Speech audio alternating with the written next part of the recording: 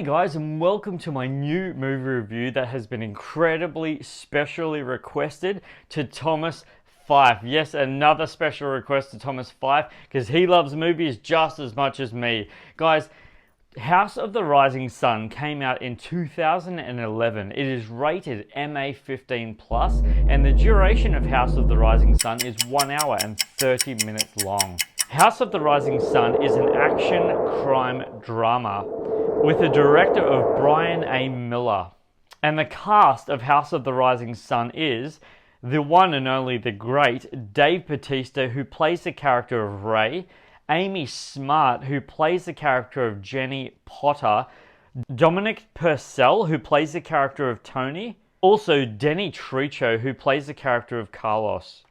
And guys, I will give you my personal thoughts on House of the Rising Sun right after we roll the synopsis. Ray, an ex-con, is starting a new life looking to stay out of trouble. One evening on Ray's watch, the nightclub he works for is robbed and the owner's son is shot dead. As his criminal past is exposed, Ray hunts for the person responsible for this crime in an effort to clear his own name. Ray must get to the bottom of this as both of the mob and the cops start to close in on him as his target suspect. So guys, straight off the bat, I need to say this. For those of you who've been following my channel for any period of time, you know that I love. Not only do I love a good, awesome storyline, which this has, but I also really love character chemistry. Now, the thing about this movie that really bugged me, and I'm just going to talk about this gripe really fast, and then I'll get on with my movie review. I'll get on with my good thoughts about this movie. There is probably two to three scenes in this movie which are so unfortunate. It's so unbelievably subtle, but it still happened. And that is, there's a few scenes in this movie where unfortunately, if you're looking at Dave Bautista's face, which is really hard to miss because of the fact that the camera shot is like, it's really close. Like, not that close, but it's pretty close. In fact, his face in the shot is actually the focal point of the shot. Now, this is a really unfortunate thing, guys, but it is what it is. It's unfortunate, but it is what it is. But he's slightly grinning in a really serious element of the movie. And for me, as an audience member, I was really thrown off by that because it wasn't supposed to be funny. Like, it wasn't supposed to be funny. It was actually two specific scenes was supposed to be really heavy and hardcore. But then he's like smiling. And for anyone who has been following my channel for any period of time, just a quick heads up, guys. I do not do spoilers in my movie reviews. Why? Because in my personal opinion, spoilers are not fair. I mean, if you want a movie spoiled, go and watch it. But anyway, guys. That is the biggest gripe I have about this movie. Other than that, the storyline and the pacing of this movie are incredibly steady, well paced. It's really well done. How you literally see it unfold in front of you, and you see Dave Bautista's journey, aka Ray's journey in this movie, how he's going along and sequences of events unfold and unopen on each other that end up causing a ripple effect down the end of the movie. Now, as I said, this movie only goes for an hour and a half, so they've jammed it all into one massive element of the movie. Now, one of the things in this movie that I would say is a really strong point is something that you guys know that I love to talk about, and it really worked dynamically in this movie because none of it felt flat and none of it was too heightened in order for the storyline to keep unfolding on itself, and that is character chemistry. Seriously, this movie has brilliant character chemistry. It really does. Despite the fact that those two scenes separately, despite the fact that those two separate scenes, you see Dave Bautista smile. He doesn't smile. I shouldn't say that. I shouldn't be so blah about that. He just hasn't got a facial expression in the elemental piece of the movie when you watch it to think to yourself as an audience member, is he taking this seriously or is this a joke to him? And that kind of threw me off. Not in a massive negative way, guys. Don't get me wrong, but it did. And I'm just giving you my reality and the reality of the movie in front of me that I saw. I love this movie. This movie is great. Seriously, for 2011, I'm surprised. I can't see every movie, that came out that's ever been released. And in fact, this probably might even went straight to DVD. But in saying that, guys, this is a really well executed movie. The other big thing that bugs me, and this just is a personal gripe. This is nothing on anyone, so I'm not trying to judge. I'm not saying anything. This is just me personally. One of the things that I saw in this movie that kept making me go, stop doing that, it's gross, is he smokes cigarettes throughout this movie. And to me, smoking cigarettes is blah, and that's just... Oh my goodness, you alright?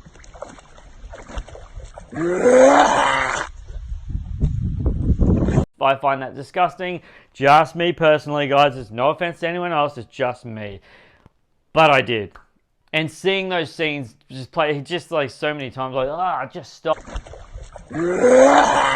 Oh, and that was specifically at the start of the movie, and then a little bit in the middle, but then he doesn't do anything for the rest of the movie.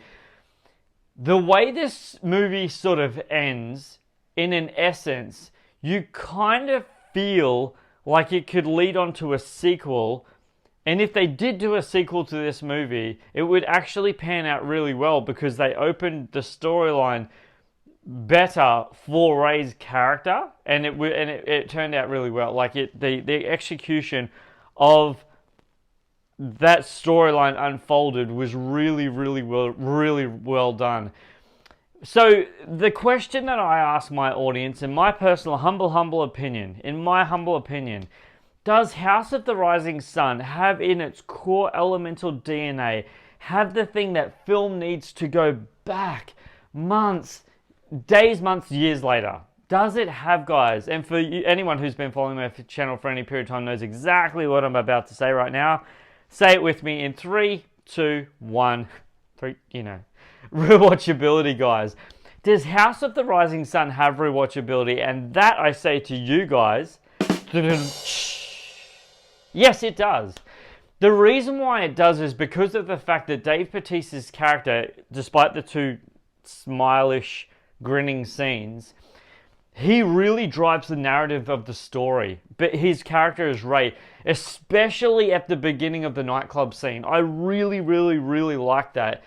And there's scenes in this movie that as you're watching it as a viewer, you see it unfold in front of you, and you know as the steps are going through that stuff's just going to go down. Like, you kind of call it before it comes. Like you do, you sort of see it coming. But in saying that, it's not bad. It's not bad. It's actually really thought out and really well planned out.